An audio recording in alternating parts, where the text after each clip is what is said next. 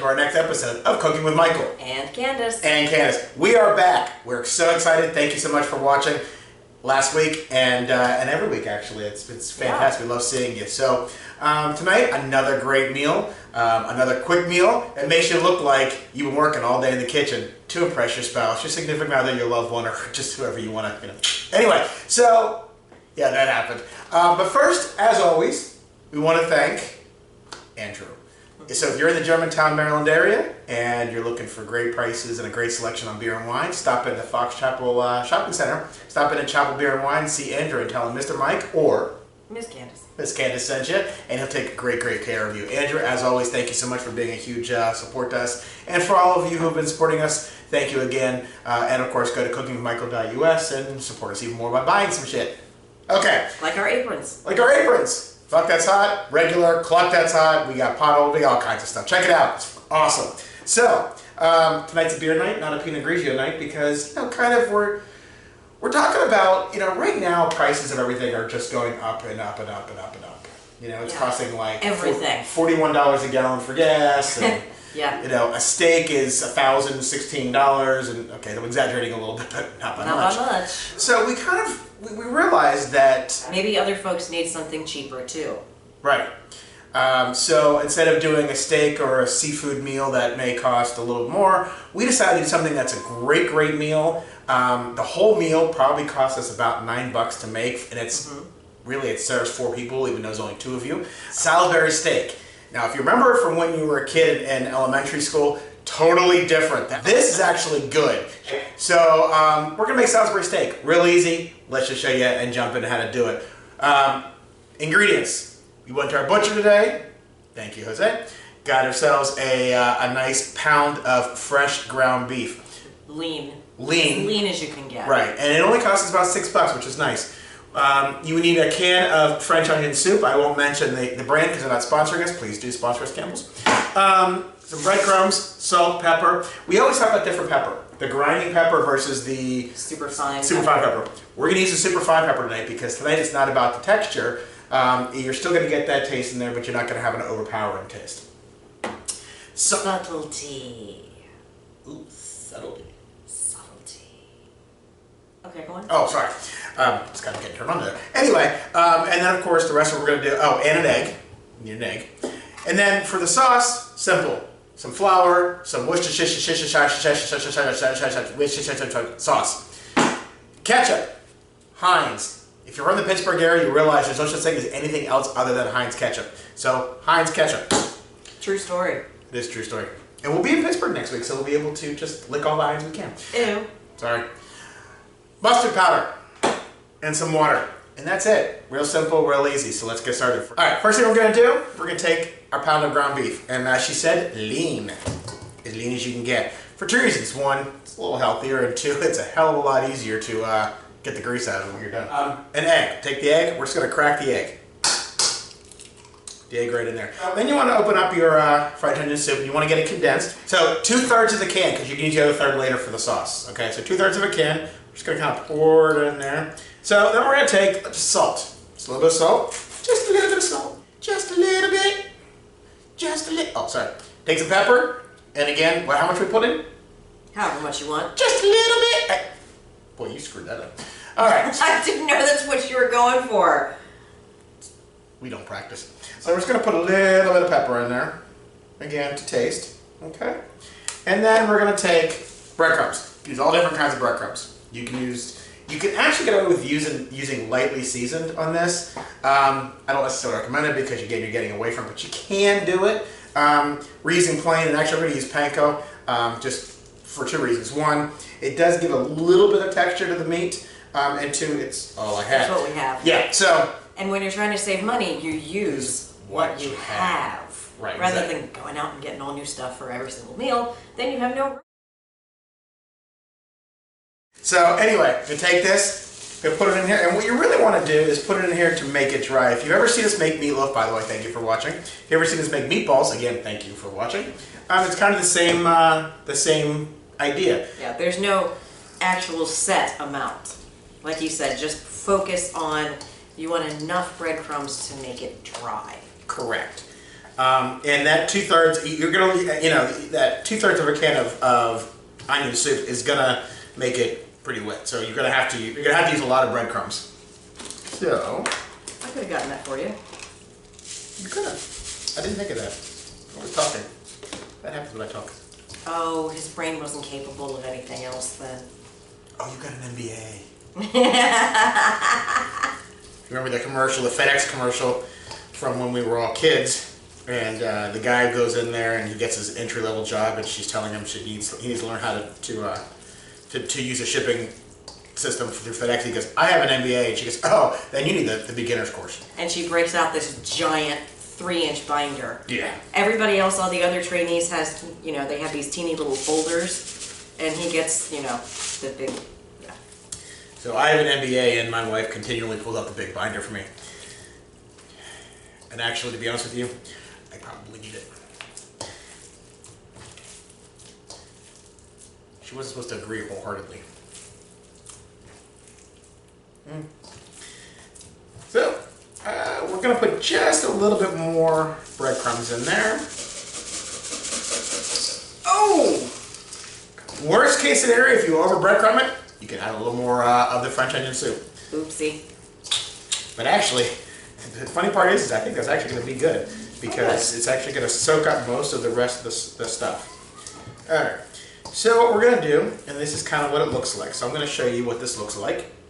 Tall people, tall people, tall people, tall people. Alright, so as you can see, it really is just like the meatloaf and everything else we've ever mixed up to do. So, but the big difference is this has the French onion soup. That's really, like I said, what makes Salisbury steak the Salisbury steak. So what we're going to do is now we're just going to take it, we're going to put it into like 6 patties. It's still going to be kind of greasy and slimy, but that's okay. Alright, so now what you're going to do is you're going to take your 6 patties, okay? And you're going to put them into just a skillet. Regular old skillet, you're going to put on the stove. Now, there is a reason why, if you watched our show before, again, thank you. So if you're returning, thank you. We usually have a hot plate here. It sucks. We're not playing with it tonight. Yeah, we're just pretty much done with the damn thing. So, use a skillet, you're going to put it right on the stove. All you're going to do is take this, and you're going to put the patties in. Now, you're only going to brown them on each side. You're not actually going to fully cook them. And I'll tell you why shortly. Tall people, tall people dropping things. Tall people. Oops, nothing fell. All right, there we go. Oh, damn. All right, so what I'm going to do is I'm going to take this. I'm not going to cover it just yet. I'm going to put it on the stove, and we're going to put it on basically medium. We're going to put it on the stove and basically just put it on medium heat. And again, you just want to brown them each side. Make sure it's fully brown, but you don't have to open it up and check for cooking or check for doneness in the middle because we're going to do the next step. What is the next step? The sauce. The sauce. All right. All right, so. He gives me so much to edit out. Oh, he does. All right, now it's time to make the sauce. Well, the Salisbury steak is starting to brown. And you make the sauce way better than I do, so. Get the hell out of the way. Oh, damn beer, woman. All right. All right. First, we're going to start with 2 tablespoons of flour. And of course, thank you to Gina for our Pampered Chef measuring spoons. Love them!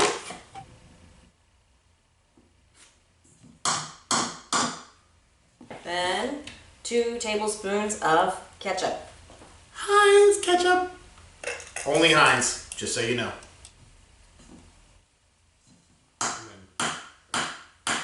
And 2 tablespoons of water. So just so you know, I put the water, got it prepared in there because, it's really hard to turn around into the sink.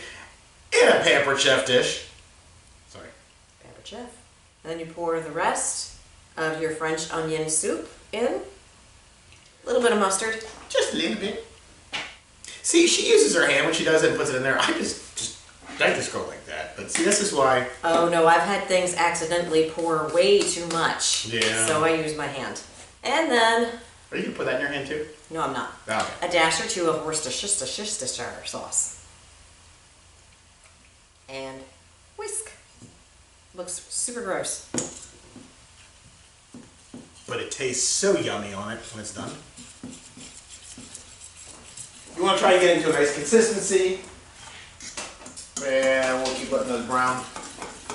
So what happens now is while she's doing that, when these are done browning all the way around, like I said, we'll take that, we'll pour that right on top.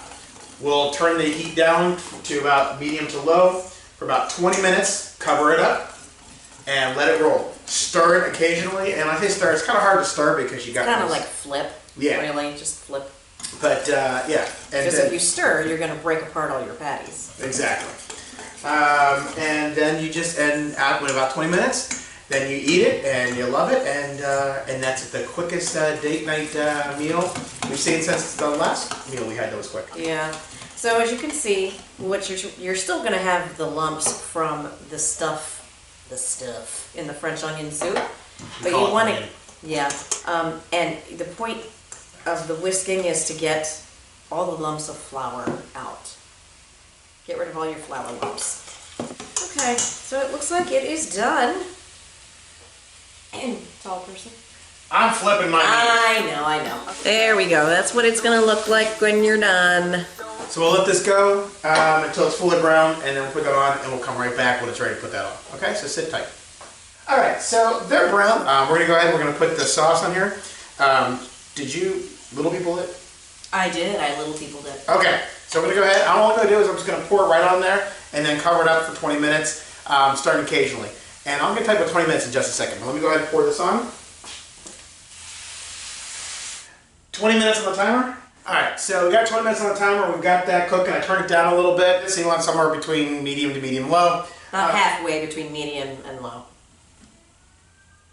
Michael, the English Dictionary.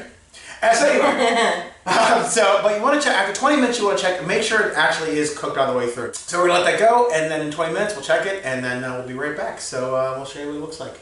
Yep.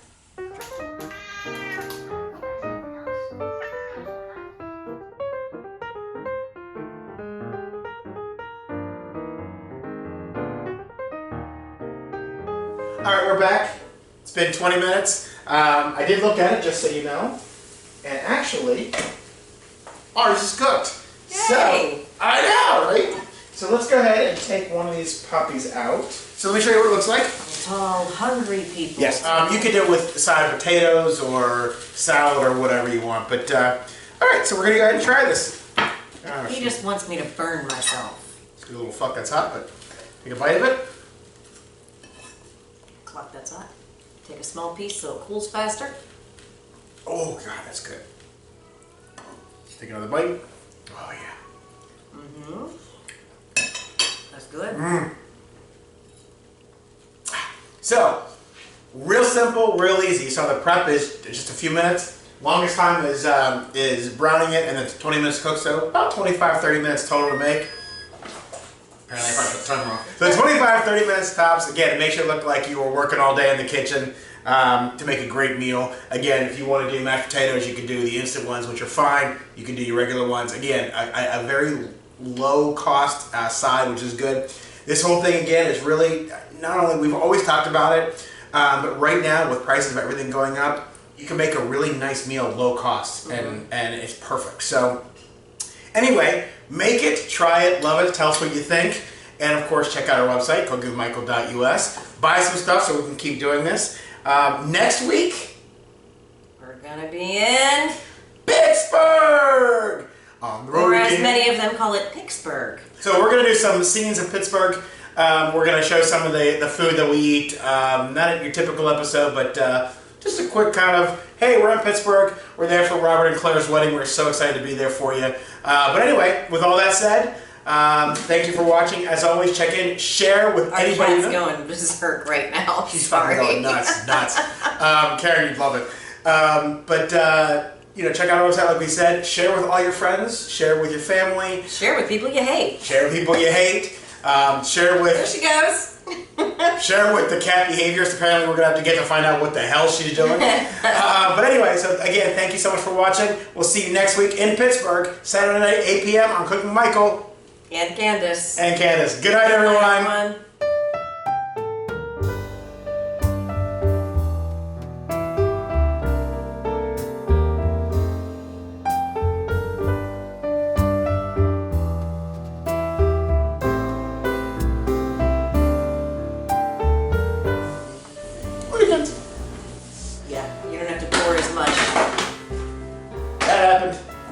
except for everyone watching.